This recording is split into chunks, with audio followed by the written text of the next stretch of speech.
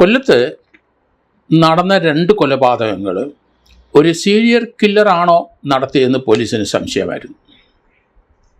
കഴിഞ്ഞ മാസം 24/5/2026 രാത്രിയിൽ ഒരു വന്യവയോധികനെ കൊല്ലം ജില്ലാ കമ്മീഷണർ ഓഫീസറെ അടുത്ത് റോഡ് സൈഡിൽ കൊന്നിട്ടിരുന്നു. അദ്ദേഹത്തിൻ്റെ കഴുത്ത് ഒരു തുണി കൊണ്ട് മുറുക്കിയിരുന്നു.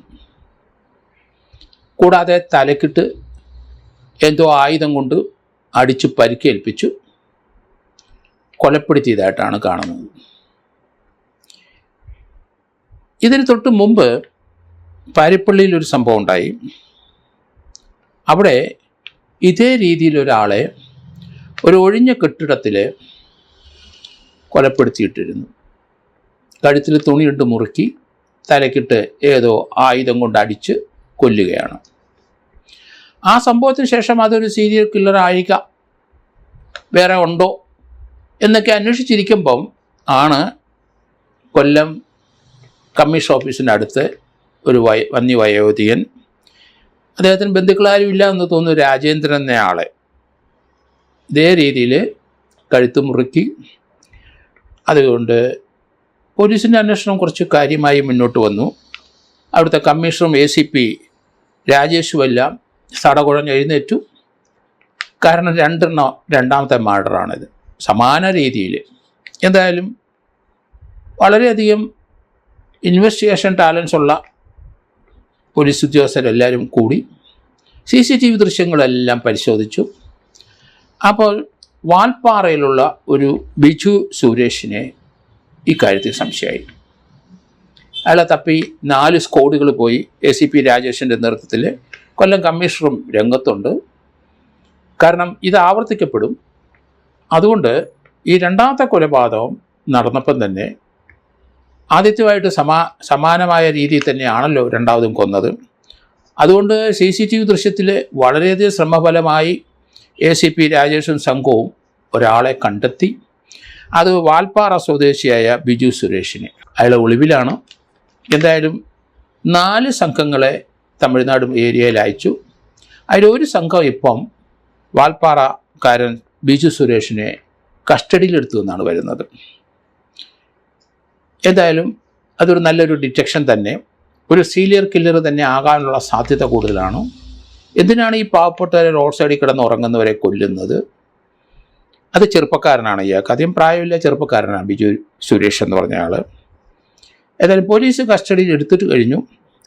അയാളെ ചോദ്യം ചെയ്തെങ്കിൽ മാത്രമേ അതിൻ്റെ പർപ്പസ് എന്താണോ, വല്ല ഹോമോസെക്ഷുവാലിറ്റി ആണോ, മദ്യപാനമാണോ, അതിൻ്റെ ഇടയ്ക്കാണോ, എന്താണെന്ന് കൃത്യമായിട്ട് പോലീസ് അയാളെ ചോദ്യം ചെയ്തെങ്കിൽ നമുക്ക് മോട്ടീവ് എന്താണെന്ന് അറിയാൻ ഒക്കുള്ളൂ. 2 കേസ് സമാനമായ പോലീസിന് ശ്രദ്ധയിൽ വന്നിട്ടുണ്ട്. വേറെ വല്ല ജില്ലകളിലോ മറ്റു സ്ഥലത്തോ തമിഴ്നാട്ടിലോ ഒക്കെ ഇതേ രീതിയിലുള്ള കൊലപാതകം നടന്നിട്ടുണ്ടോ, നടത്തിക്കൊണ്ടിരിക്കുന്നു. ഇയാൾക്ക് 30-35 വയസ്സിൽ കൂടുതലില്ല, ചെറുപ്പക്കാരനാണ്, നല്ല ആരോഗ്യമുള്ള ആളാണ്. എന്തിനാണ് ഈ ആരും പേരും ഇല്ലാത്ത റോഡ് സൈഡിൽ കിടന്ന് ഉറങ്ങുന്നവരെ ഇതുപോലെ കൊല്ലുന്നത്? അതിൻ്റെ കാരണങ്ങൾ, മോട്ടീവ് അയാൾ പറഞ്ഞേ വെക്കുള്ളൂ.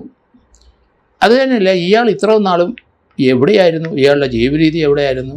കൊല്ലത്തിന് മുമ്പ് ഇയാൾ എവിടെയായിരുന്നു? ഇയാൾ ജനിച്ചത് എവിടെയാണ്? എന്താണ് ഇയാളുടെ വളർച്ച എങ്ങനെയാണ്? അതൊക്കെ ഇനി അന്വേഷിക്കേണ്ടിയിരിക്കുന്നു. കാരണം സീരിയൽ കില്ലർ രാമൻ രാഘവൻ്റെ കഥയൊക്കെ നമുക്കറിയാം.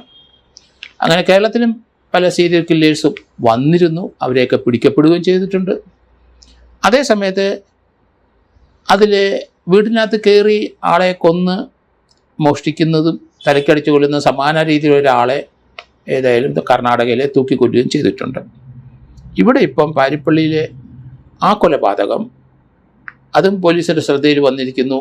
അതേ രീതിയിൽ തന്നെ കഴുത്ത് മുറുക്കി കൊല്ലുകയാണ്, പിന്നീട് തലക്കിട്ട് അടിക്കുകയാണ്. കഴുത്ത് മുറുക്കി കൊന്ന ഒരാളെ എന്തിനാണ് പിന്നെ തലക്കിട്ടടിച്ചും കൂടെ കൊല്ലുന്നത്? ഈ കേസിൻ്റെ മൊഡസോപ്രാണ്ടി നോക്കിയപ്പോഴാണ് കഴുത്ത് മുറുക്കി കൊല്ലുകയാണ്, പിന്നെ എന്തിനാണ് തലക്കടിച്ച് കൊല്ലുന്നത്? കൊന്ന ആളെ പിന്നെ തലക്കിട്ടടിക്കുന്നത് എന്താണ്? അതാണ് ഒരു സീരിയൽ കില്ലറിൻ്റെ, അയാൾക്കൊരു സാറ്റിസ്ഫാക്ഷൻ, കൊല്ലുന്ന ഒരു രസം. അതുകൊണ്ടാണ് കഴുത്ത് മുറുക്കിയപ്പം തന്നെ ആൾ മരിച്ചിരുന്നോ എന്ന് ഇയാളോട് ചോദ്യം ചെയ്യേണ്ടി വരും. പിന്നെ എന്തിനു തലക്കടിച്ചത്? അതൊരു കില്ലിങ് സ്പിരിറ്റുള്ള ആളാണെങ്കിലേ അങ്ങനെ ചെയ്യുള്ളൂ. അതുകൊണ്ട് ഈ 2 കേസിലും സമാന രീതിയിലുള്ള മോഡസ് ഓപ്പറാണ്ടി ഞാൻ കാണുന്നത് അതുകൊണ്ടാണ്. ഏതായാലും ഇങ്ങനെയുള്ളവനെ തീർച്ചയായിട്ടും വളരെ വിദഗ്ധമായിട്ട് ചോദ്യം ചെയ്യണം. രണ്ടാമത്, ഇതിപ്പം കൊല്ലം ജില്ലയിൽ മാത്രമാണ് ഈ 2 എണ്ണം നമ്മുടെ ശ്രദ്ധയിൽ വന്നിരിക്കുന്നത്. മറ്റെവിടെയെങ്കിലും ഇയാൾ ജോലി ചെയ്ത സ്ഥലത്തോ ഇയാൾക്ക് എന്താണ് പ്രൊഫഷൻ, അതിൽ മദ്യപാനിയാണോ, ഡ്രഗ് അഡിക്റ്റാണോ, അങ്ങനെയുള്ള കാര്യങ്ങളൊക്കെ വിശുദ്ധമായിട്ട് ചോദിക്കണം. സമൂഹത്തിൽ ഇതുപോലെയുള്ള പല കൊലപാതകങ്ങളും ഇതുവരെ തെളിയാതെ കിടക്കുന്നുണ്ട്. അതുകൊണ്ടാണ് ഇത് രണ്ടും അൺഡിറ്റക്റ്റഡ് ആയിട്ട് പോകുന്ന 2 കേസുകളാണ്. എന്തായാലും കമ്മീഷണറും ACPയും ആ സംഘവും ഏതായാലും അവരെ എല്ലാവരും അഭിനന്ദിക്കുന്നു. കാരണം ഇത് കണ്ടെത്തിയതിൽ അവരെ ശുഷ്കാന്തി എന്താണെന്ന് നമുക്ക് മനസ്സിലായി. അല്ലെങ്കിൽ ഇത് തെളിയില്ല. ഏതായാലും അവരെ കമ്മീഷണറേയും ACPക്കും ഇതേ 2ാമത്തെ കേസ് വന്നപ്പോൾ അവർക്ക് കാര്യങ്ങൾ മനസ്സിലായി. ഇതൊരു സീരിയൽ കില്ലറാണോ എന്ന് സംശയം. എന്തായാലും അതേപ്പറ്റി ഇയാളെ ക്വസ്റ്റ്യൻ ചെയ്ത് കഴിയുമ്പോൾ നമുക്ക് കൂടുതൽ വിവരങ്ങൾ അറിയാൻ കഴിയുമെന്ന് ഞാൻ കരുതുന്നു.